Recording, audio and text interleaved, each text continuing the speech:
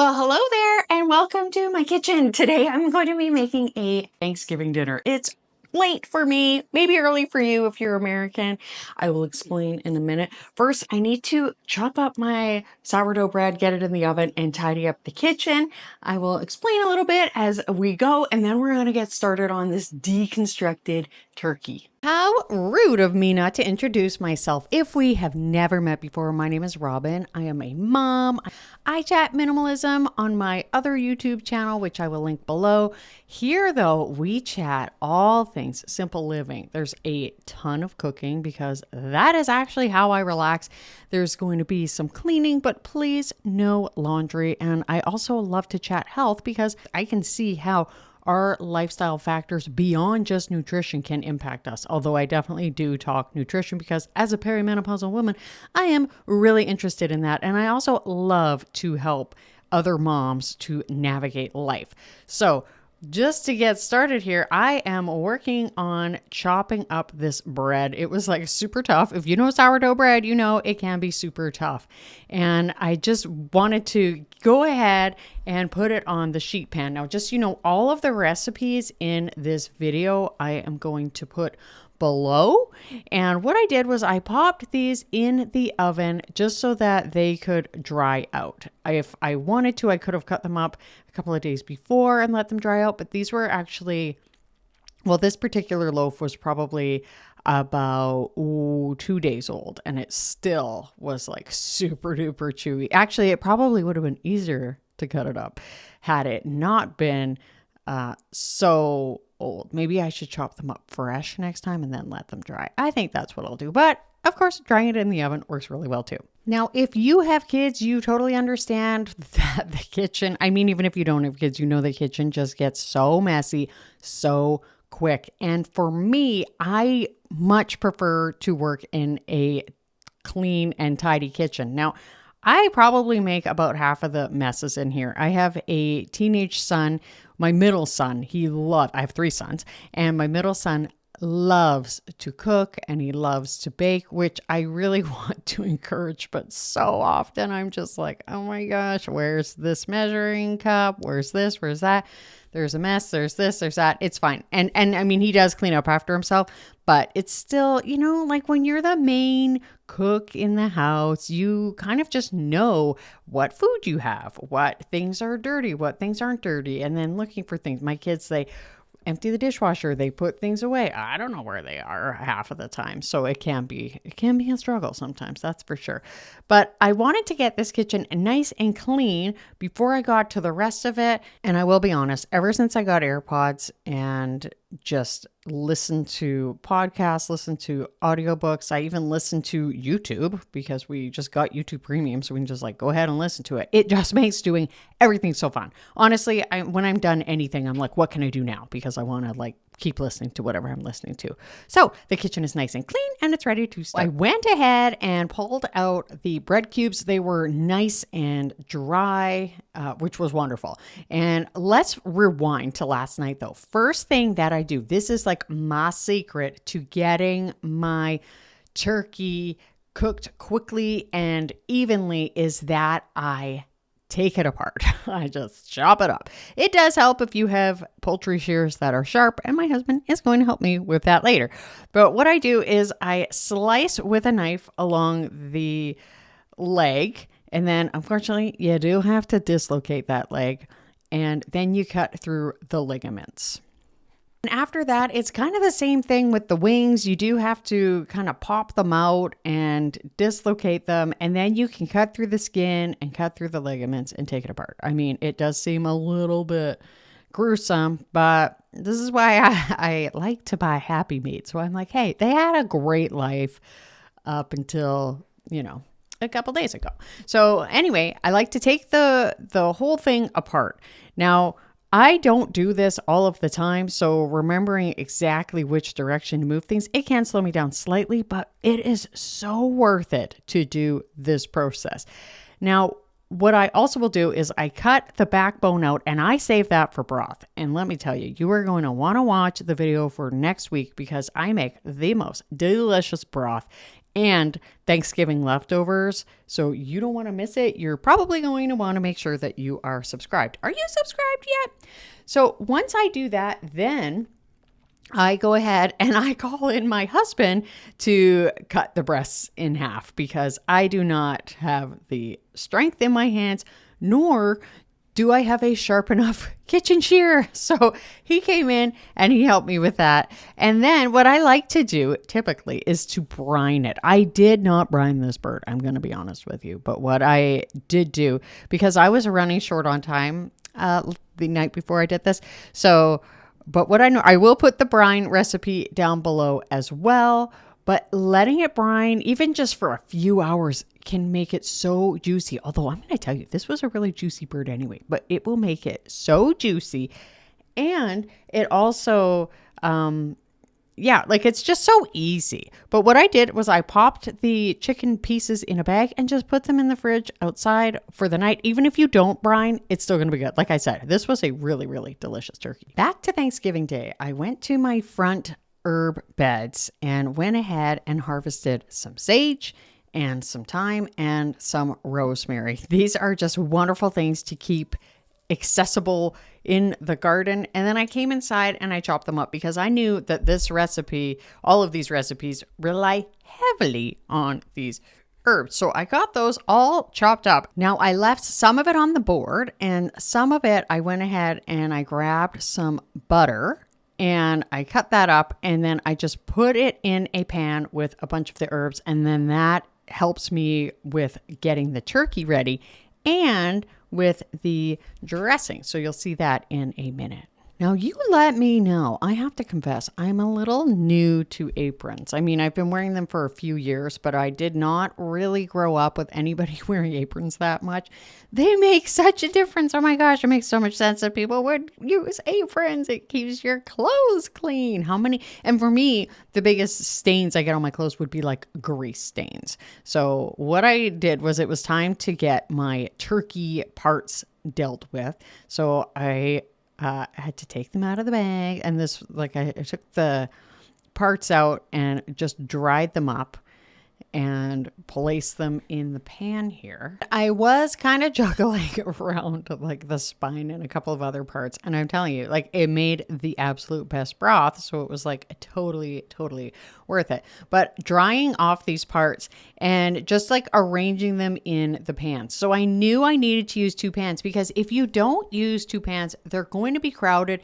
The air is not going to circulate as well. And this is not going to speed up nor help your turkey cook evenly. So you're going to want to put things in the pans and arrange them so that they are going to get maximum airflow and that they're not touching. I feel like when things like meat touches, then it seems to almost make it drier. Like I think it almost like wicks out some of the moisture, which is no good. And then all I did was I took just that delicious herby butter, which again, I will remind you is like rosemary and sage and thyme. And I did add some salt and pepper. And I just went and put it on the chicken breasts, and then I went over and I did them on the chicken thighs too, and I put some on my hands. I'm going to be honest with you, I am such a tactile person. I really don't like doing much with my hands other than like maybe working with dough, but not like a crazy sticky dough. But anyway, it's fine. So I was just like rubbing it all over these chicken breasts, and then I did the same with the thighs and just made sure everything was nice and happy in their pans. I also added just a bit of an extra drizzle of olive oil in, and then I went ahead and I popped it in the oven. Now I start at a hotter oven. I do it at about 425 for I think I was about 30 minutes because that really helps it to get a nice crisp skin. And then I do make sure I rotate my pans, because if you don't rotate your pans, then you're not going to get like even cooking. And just, like the legs cook quicker than the breasts for me. Now to my garden, and I grabbed some more carrots. This is one of the last things that I actually harvest is the carrots. In fact, I often leave some in the ground over the winter because until the ground fully freezes, which generally doesn't happen until January, it's not really a big deal. And even if it does, they're still fine. Just maybe the quality goes down a little bit, but they're actually really good the colder it gets up until like that point. And on Vancouver Island, it doesn't get like that cold usually until about January. So anyway, I brought some in, washed them, and then I started getting the potatoes ready. So I like to do two different kinds of potatoes. The first is just doing a mashed potato, and I use my Instant Pot. It's like a yummy, yummy garlic mashed potato, and you are going to love this recipe. A lot of the recipes, so I've had an Instant Pot since I feel like it was like 2017 or 18 or something, like a really long time. And what I like to do is steam them. A lot of other people, they boil them in the Instant Pot, but I steam them in the Instant Pot. And I like to go ahead and add in a couple of whole cloves of garlic as well. And you steam them. You steam it all together. And then when you're done, I drain it, and then I add, you'll see in a bit, but I add like the other accoutrement, and it's a much easier and faster way to make mashed potatoes. The other thing I do is I roast them, and it is so good. It is just so, so good. Obviously like cleaning the carrots from the garden, because I also cook them in the oven with the roasted potatoes, and you'll see how I do that. But of course, like I've got to give them a really good scrub. And there's something about cooking with things from the garden. And I'm going to be honest with you, like I didn't grow up with a garden, but and being where I live, there are a lot of limitations, but one thing I can grow is carrots. I can grow onions. I can grow celery, which is great because like a lot of this meal I have, and potatoes. I love growing potatoes, but I didn't have enough left for this, which was fine. I still have some in the ground too of those, but I really like to just enjoy them like on their own. But what I do is I had already peeled like a bunch of potatoes for the mashed potatoes, and then I peeled some for the roasted potatoes. So I went ahead and put those in a pot of water. And I quickly wanted to just show you the potatoes in the Instant Pot. So you use the little trivet, they call it, which is just like a rack with the water underneath it so that they can steam. And then I just throw the garlic cloves on top, hoping that they don't fall in, and they don't usually. And I chop up my carrots. So I like to parboil my carrots and my potatoes separately because they do cook at different rates, and I don't want either of them to be mushy. So, and actually, like, I'm not even a big fan of peeling carrots usually, but I don't know, for some reason I did. I think there were some spots where some carrot rust fly larvae had gotten in, so I needed to tackle that. But went ahead, got them ready, and then they were ready for the stove. I just put them on to boil. Now, the next thing I'm doing is getting my stuffing ready. Now, I love using my freeze dryer for ingredients. It just saves me so much time, and just because one of the things I really could not wait to freeze dry was celery. And I keep my celery and my onions in these jars. I also have some in Mylar bags for longer term storage. And I also have just like some vacuum sealed in jars, but it's so convenient to just go ahead and like sprinkle in some. I've got that jar opener and I love it, but I sprinkle them in a bowl and then just add a little bit of water to rehydrate them. And then I can brown them on the stove, or you can add them straight to stews or, soups or whatever. So I'm just like, go ahead and use my kettle that I absolutely love, which just always has hot water, and go ahead and let it rehydrate. Now, just there is a huge sale from Harvest, right? Which is the freeze dry company. If you're interested, go ahead and check out my link below. I love mine. I've got it last April, and I think honestly, I haven't sold any candy from it, which a lot of people will do, but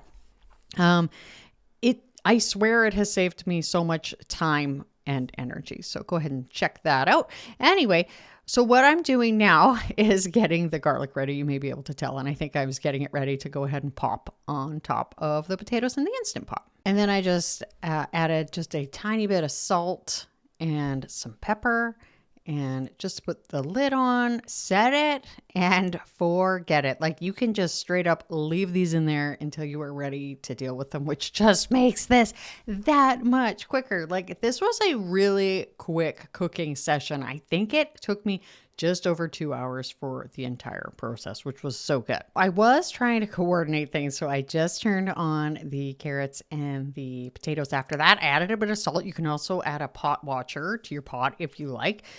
Then I was just going to go ahead and check on the turkey. So good. It was not ready, but that was totally expected. All right, now time to get going on the dressing again. So I added some water or some oil to the pan, olive oil, the healthiest oil. I've been doing a lot of research about the oils. Olive oil is the best. So there you go. Added the veggies. They were not like soaking wet. If there was a little bit of extra water, you can always like squeeze that off, but or drain it off. But the thing about the freeze-dried stuff is it won't absorb more. So that is great. The only thing I don't think is great for, like, I would never freeze dry and rehydrate fruit. Instead, I much prefer to eat the fruit freeze dried. It's so good, but I'm not going to rehydrate it. There's things where I'm just like, no. Yeah. So anyway, I went ahead and I cooked up those veggies. They smelled amazing. And I think I added some garlic too. Or I often add garlic a little later because I don't want to burn it. And then I popped the breadcrumbs in my bowl, threw the veggies and butter on top, and then it was time to stir. So I am using my homemade chicken broth, and you better believe, well, you know, I already told you that I made turkey broth. So anyway, I pop it open and I just poured it straight in from the jar. You could do it any other way you want it, but I just poured in a little bit, give it a stir, and let the bread absorb some of that delicious broth. Give it another stir after pouring in more, and just continue that process. Oh, I should add that adding butter to this makes it even better. I honestly just forgot, even though you can literally see the butter right there, but I forgot. So I actually like to add more fat to this dressing than I normally do. But I just went ahead and added about 2 cups of the yummy broth. It just smelled so good. I kept smelling it. And then the stuffing was ready to go. Of course, it's time for a tea break.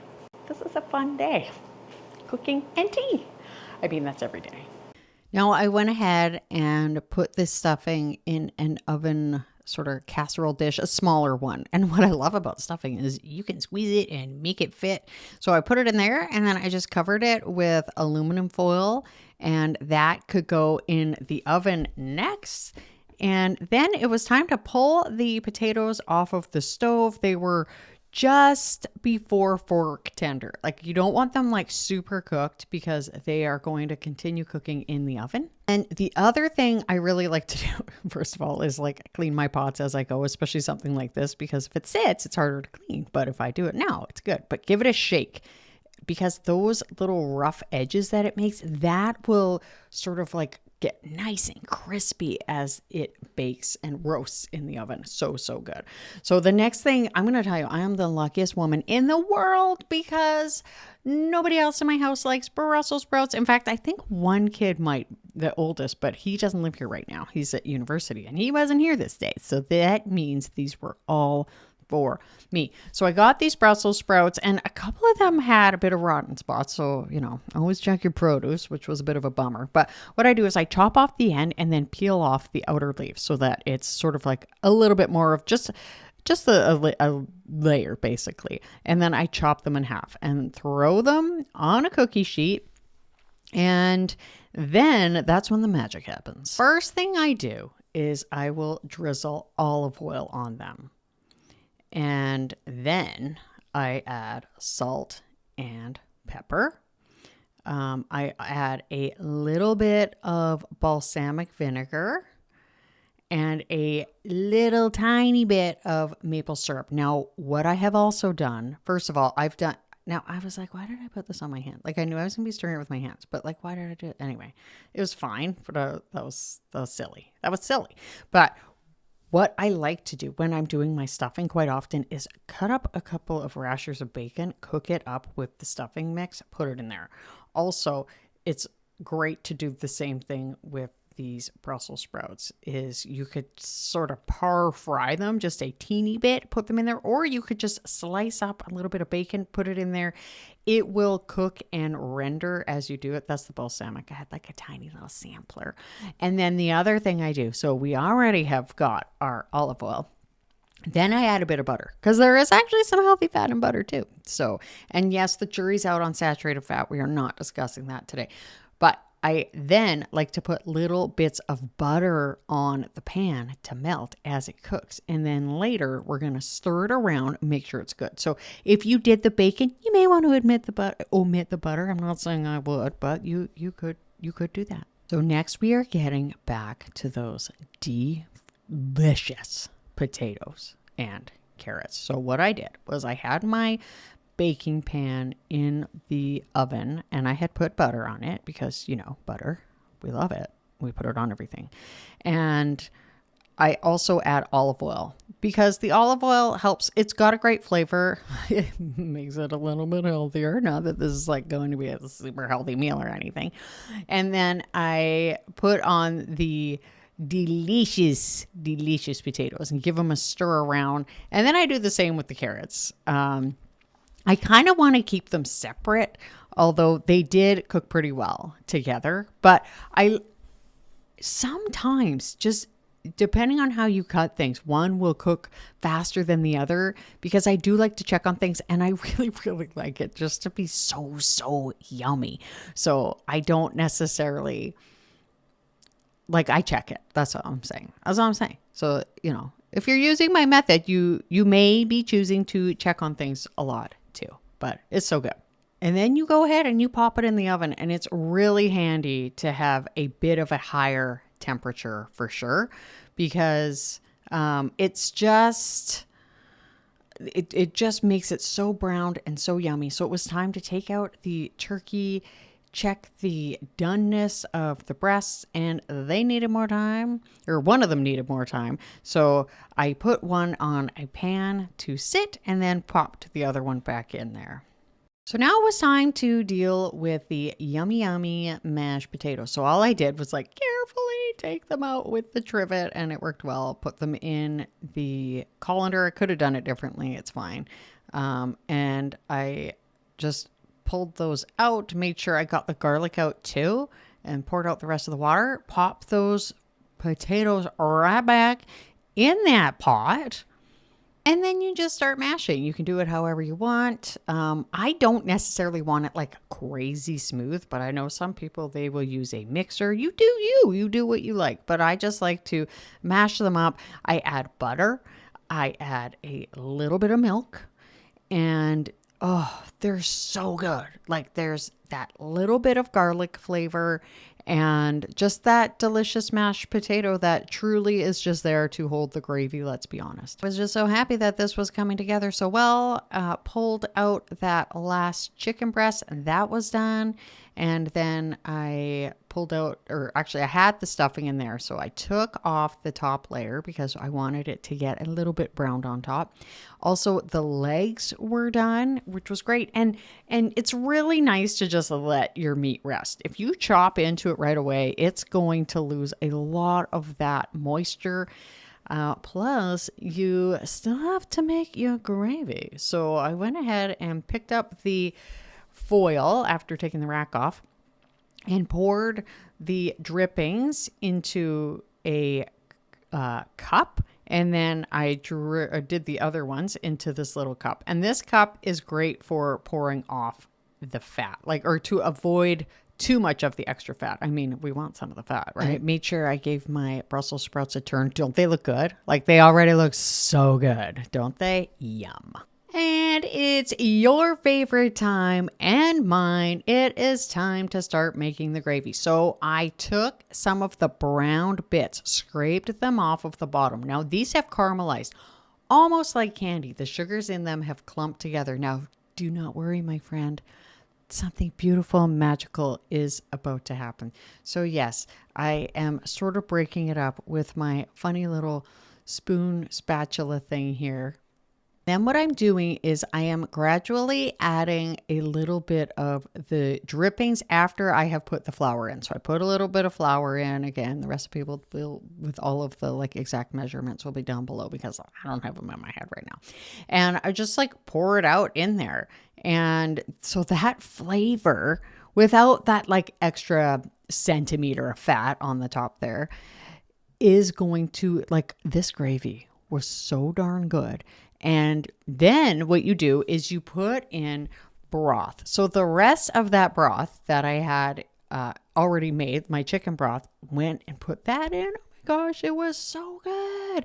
And just give it a stir using the whisk. The whisk helps break it up so much. And it is, oh my gosh, it's so good. You are going to want to turn those potatoes and carrots as well.